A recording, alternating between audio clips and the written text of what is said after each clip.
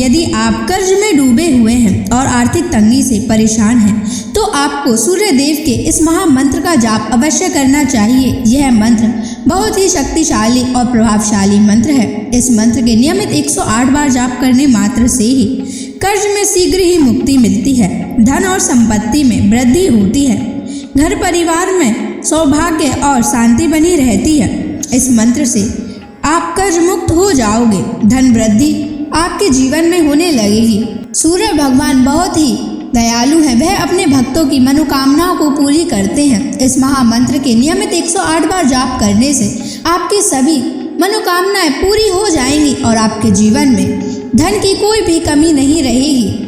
आप अपने जीवन में उन्नति प्राप्त करेंगे, आपको हमेशा सफलता ही प्राप्त होगी। इसलिए प्यारे भक्तों, इस मंत्र को साधारण समझने की गलती बिल्कुल भी ना करें। यह मंत्र बहुत ही प्रभावशाली मंत्र है। इस मंत्र का प्रभाव तुरंत ही दिखाई देने लगता है। अगर आप सच्ची श्रद्धा के साथ इस मंत्र का नियमित 108 बार जाप करेंगे तो आपका जीवन खुशियों से भर जाएगा और आपके जीवन में कभी भी धन की कमी नहीं आएगी। इसलिए प्यारे भक्तों, इस मंत्र का नियमित 108 बार जाप करें और पूरी श्रद्धा के साथ करें। अगर आप सूर्य देव का आशीर्वाद प्राप्त करना चाहते हैं तो इस वीडियो को लाइक और चैनल को सब्सक्राइब जरूर कर दीजिए और कमेंट बॉक्स में जय सूर्य देव अवश्य लिख दीजिए। तो चलिए भक्तों, मंत्र का जाप करना प्रारंभ करते हैं। ओम ह्रीं श्रीं सूर्याय सहस्र तेजसे महाधन प्रदायकाय नमः। ओम ह्रीं श्रीं सूर्याय सहस्र तेजसे महाधन प्रदायकाय नमः। ओम ह्रीं श्रीं सूर्याय सहस्र तेजसे महाधन प्रदायकाय नमः। ओम ह्रीं श्रीं सूर्याय सहस्र तेजसे महाधन प्रदायकाय नमः।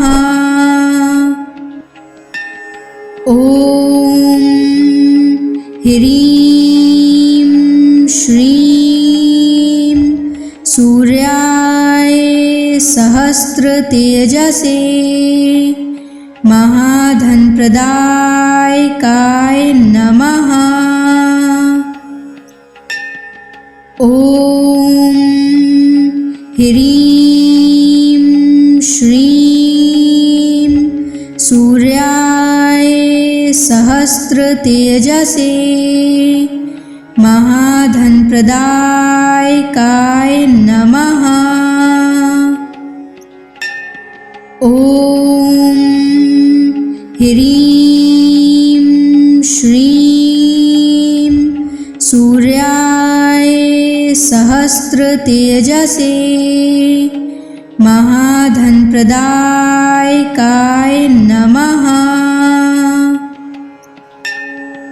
ओम ह्रीं श्रीं सूर्याय सहस्र तेजसे महाधन प्रदायकाय नमः। ओम ह्रीं श्रीं सूर्याय सहस्र तेजसे महाधन प्रदायकाय नमः। ओम ह्रीं श्रीं सूर्याय सहस्र तेजसे महाधनप्रदायकाय नमः। ॐ ह्रीं श्रीं सूर्याय सहस्रतेजसे महाधनप्रदायकाय नमः। ॐ ह्रीं श्रीं सूर्याय सहस्रतेजसे महाधनप्रदायकाय नमः। ॐ ह्रीं श्रीं सूर्याय सहस्रतेजसे महाधनप्रदायकाय नमः। ॐ ह्रीं श्रीं सूर्याय सहस्रतेजसे महाधनप्रदायकाय नमः। ॐ ह्रीं श्रीं सूर्याय सहस्रतेजसे महाधनप्रदायकाय नमः। ॐ ह्रीं श्रीं सूर्याय सहस्रतेजसे महाधनप्रदायकाय नमः। ॐ ह्रीं श्रीं सूर्याय सहस्रतेजसे महाधनप्रदायकाय नमः। ॐ ह्रीं श्रीं सूर्याय सहस्रतेजसे महाधनप्रदायकाय नमः। ॐ ह्रीं श्रीं सूर्याय सहस्रतेजसे महाधनप्रदायकाय नमः। ॐ ह्रीं श्रीं सूर्याय सहस्रतेजसे महाधनप्रदायकाय नमः। ॐ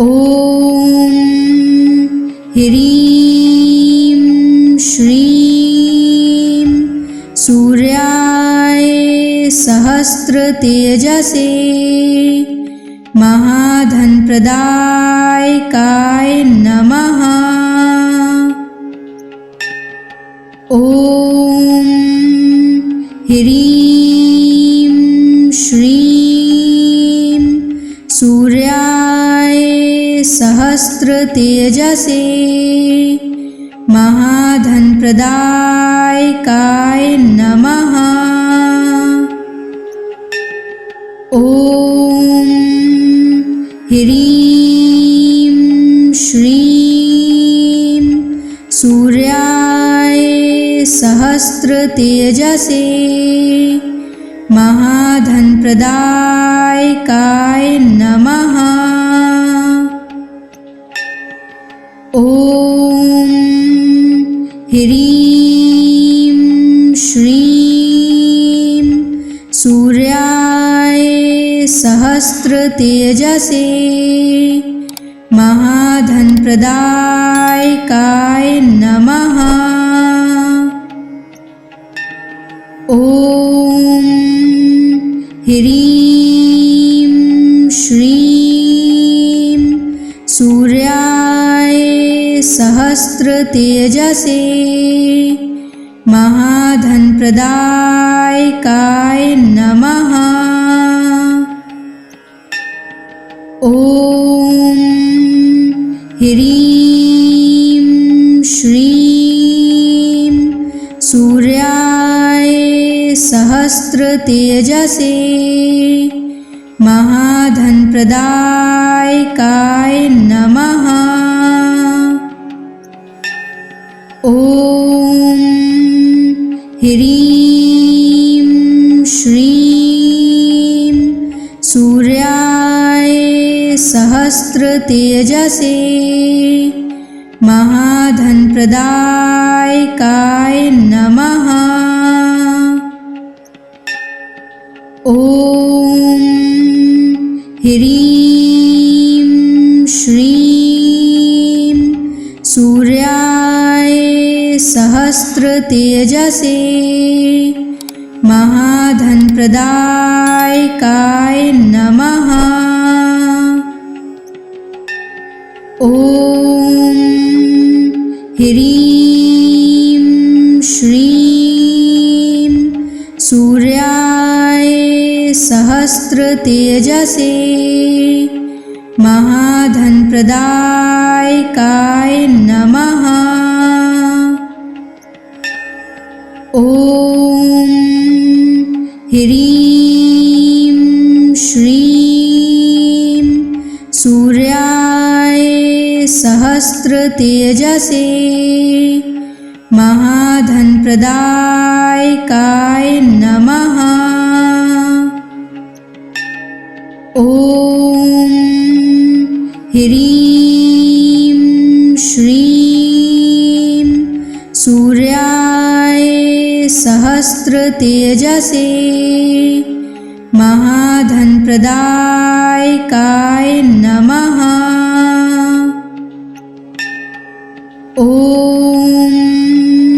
ह्रीं श्रीं सूर्याय सहस्रतेजसे महाधनप्रदायकाय नमः।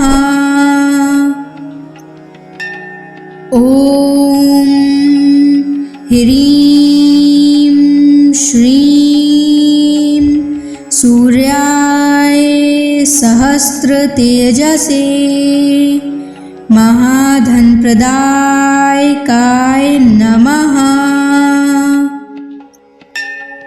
ॐ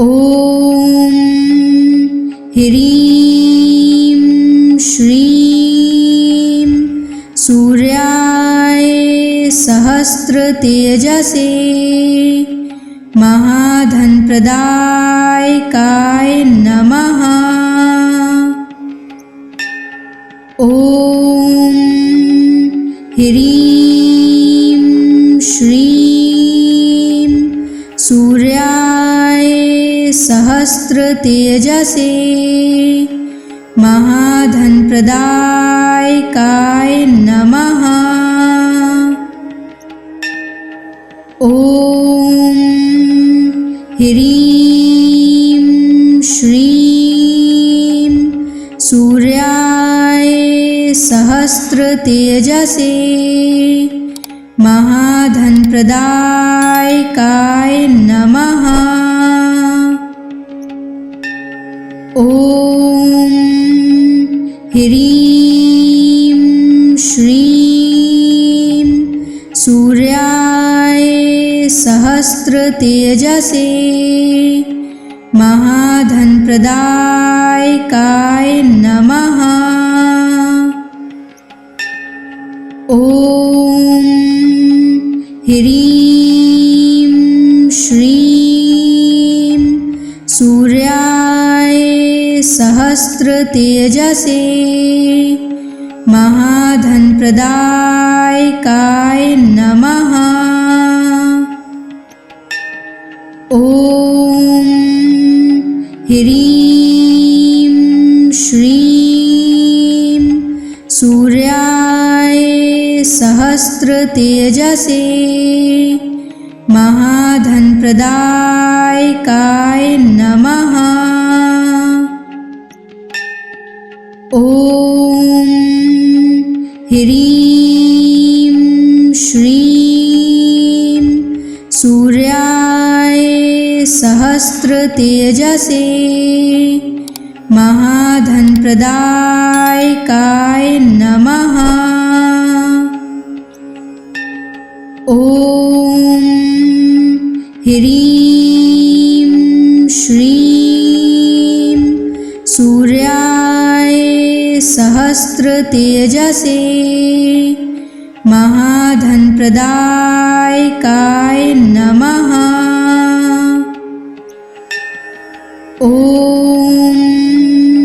ह्रीं श्रीं सूर्याय सहस्त्रतेजसे महाधनप्रदायकाय नमः। ॐ ह्रीं श्रीं सूर्याय सहस्त्रतेजसे महाधनप्रदायकाय नमः। ॐ ह्रीं श्रीं सूर्याय सहस्त्रतेजसे महाधनप्रदायकाय नमः। ॐ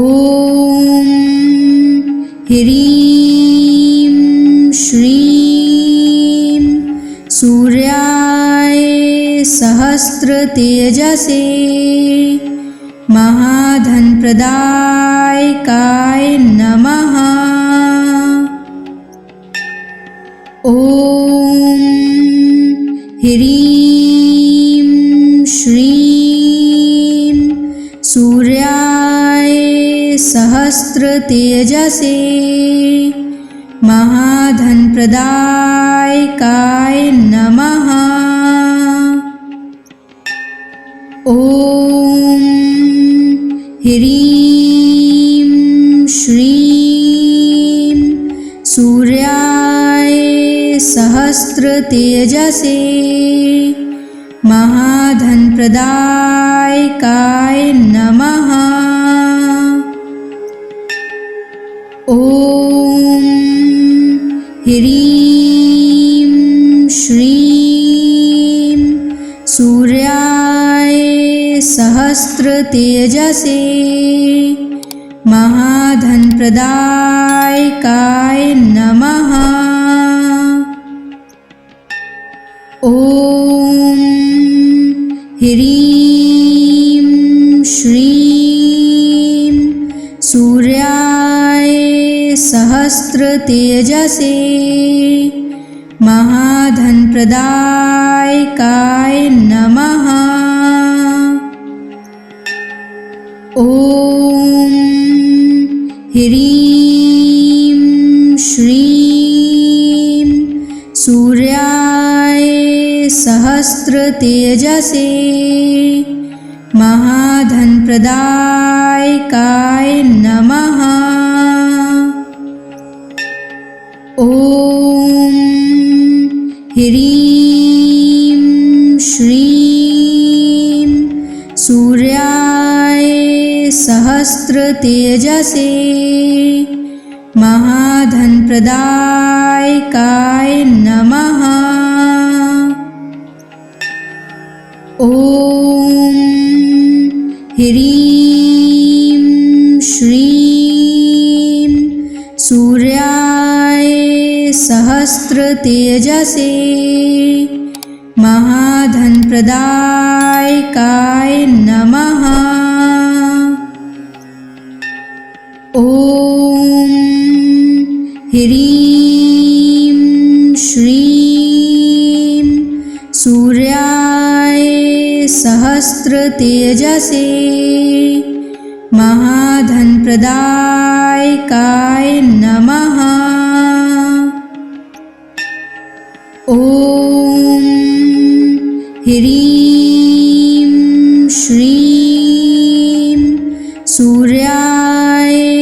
सहस्रतेजसे महाधनप्रदायकाय नमः। ॐ ह्रीं श्रीं सूर्याय सहस्रतेजसे महाधनप्रदायकाय नमः। ॐ ह्रीं श्रीं सूर्याय सहस्रतेजसे महाधनप्रदायकाय नमः। ॐ ह्रीं श्रीं सूर्याय सहस्रतेजसे महाधनप्रदायकाय नमः। ॐ ह्रीं श्रीं सूर्याय सहस्रतेजसे महाधनप्रदायकाय नमः। ॐ ह्रीं श्रीं सूर्याय सहस्रतेजसे महाधनप्रदायकाय नमः। ॐ ह्रीं श्रीं सूर्याय सहस्रतेजसे महाधनप्रदायकाय नमः। ॐ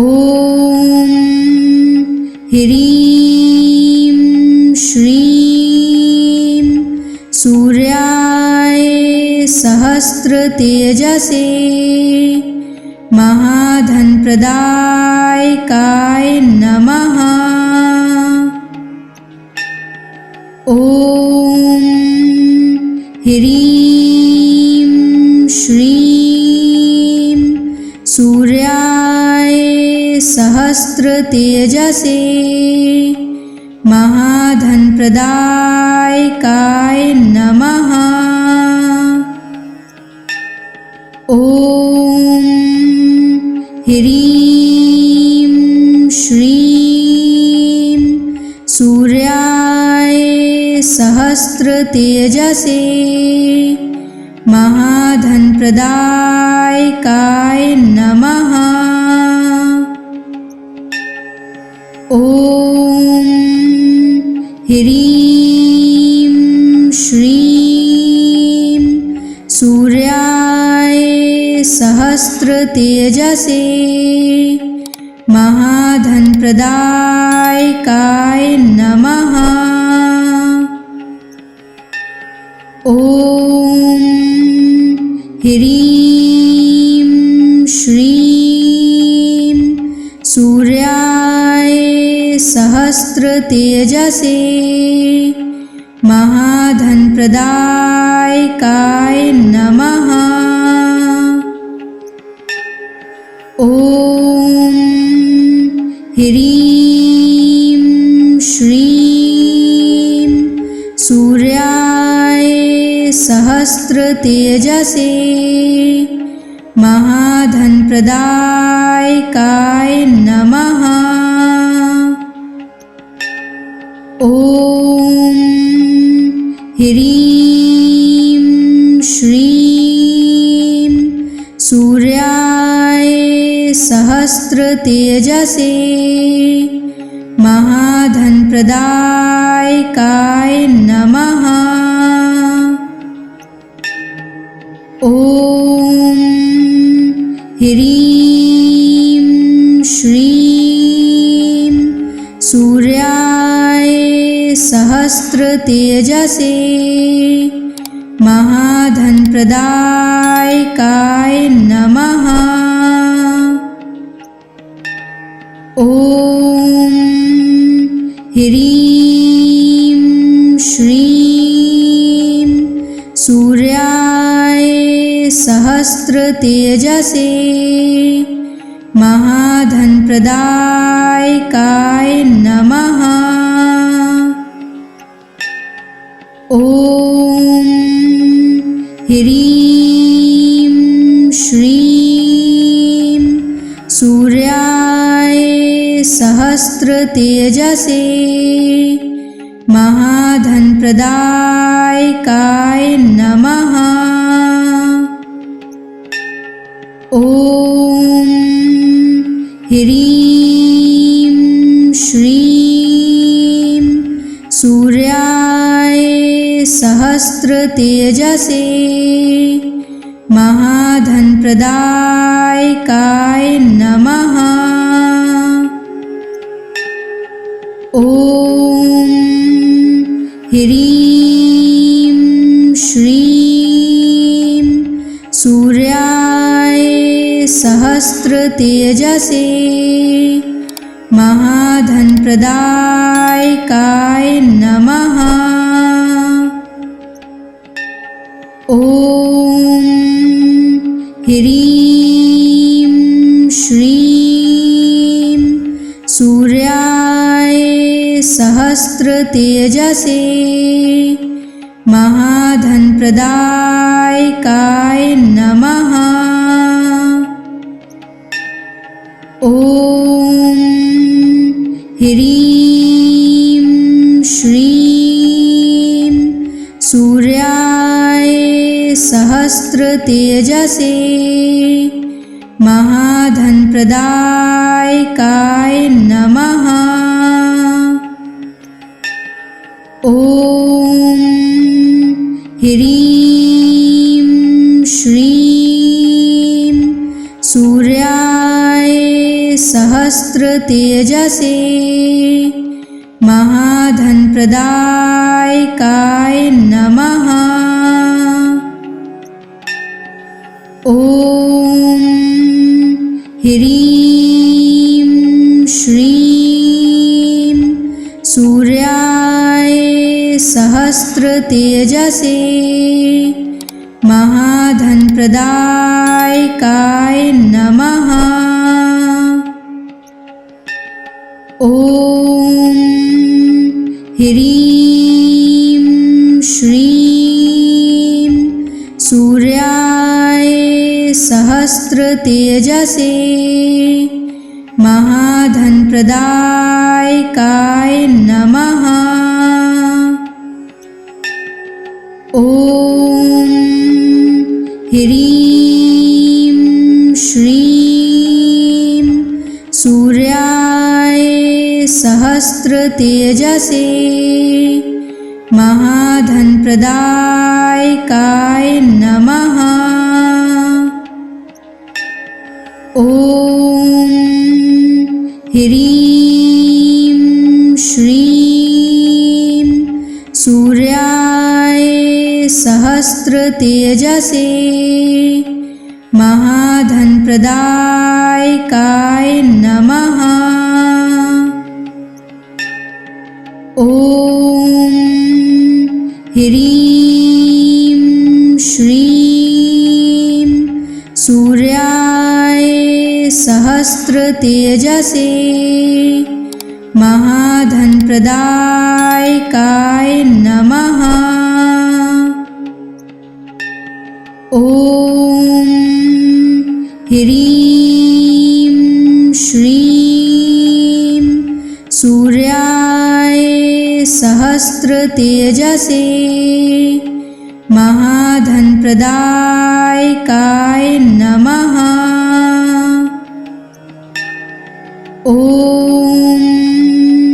ह्रीं श्रीं सूर्याय सहस्रतेजसे महाधनप्रदायकाय नमः। ॐ ह्रीं श्रीं सूर्याय सहस्रतेजसे महाधनप्रदायकाय नमः। ॐ ह्रीं श्रीं सूर्याय सहस्रतेजसे महाधनप्रदायकाय नमः। ॐ ह्रीं श्रीं सूर्याय सहस्रतेजसे महाधनप्रदायकाय नमः। ॐ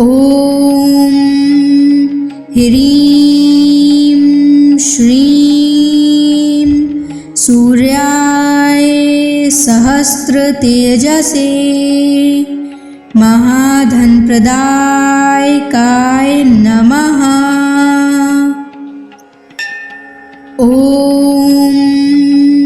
ह्रीं श्रीं सूर्याय सहस्रतेजसे महाधनप्रदायकाय नमः। ॐ ह्रीं श्रीं सूर्याय सहस्रतेजसे महाधनप्रदायकाय नमः। ॐ ह्रीं श्रीं सूर्याय सहस्रतेजसे महाधनप्रदायकाय नमः। ॐ ह्रीं श्रीं सूर्याय सहस्रतेजसे महाधनप्रदायकाय नमः। ॐ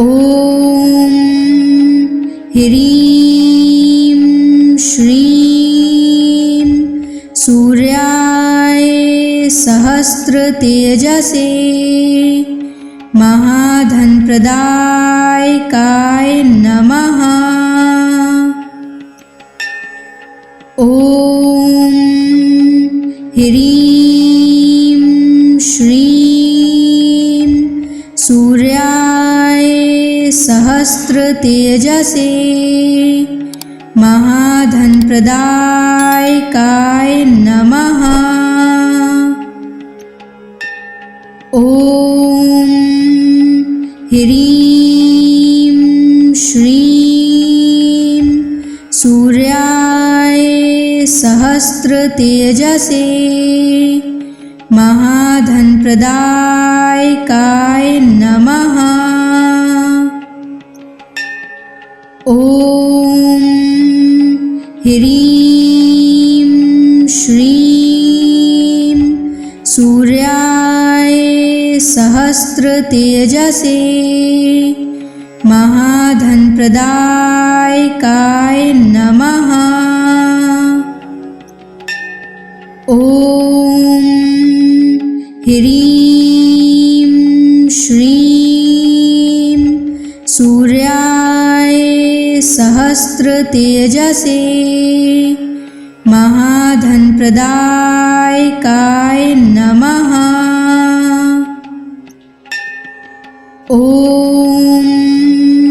ह्रीं श्रीं सूर्याय सहस्रतेजसे महाधनप्रदायकाय नमः। ॐ ह्रीं श्रीं सूर्याय सहस्रतेजसे महाधनप्रदायकाय नमः। ॐ ह्रीं श्रीं सूर्याय सहस्रतेजसे महाधनप्रदायकाय नमः। ॐ ह्रीं श्रीं सूर्याय सहस्रतेजसे महाधनप्रदायकाय नमः। ॐ ह्रीं श्रीं सूर्याय सहस्रतेजसे महाधनप्रदायकाय नमः। ॐ ह्रीं श्रीं सूर्याय सहस्रतेजसे महाधनप्रदायकाय नमः। ॐ ह्रीं श्रीं सूर्याय सहस्रतेजसे महाधनप्रदायकाय नमः। ॐ ह्रीं श्रीं सूर्याय सहस्रतेजसे महाधनप्रदायकाय नमः। ॐ ह्रीं श्रीं सूर्याय सहस्रतेजसे महाधनप्रदायकाय नमः। ॐ ह्रीं श्रीं सूर्याय सहस्रतेजसे महाधनप्रदायकाय नमः। ॐ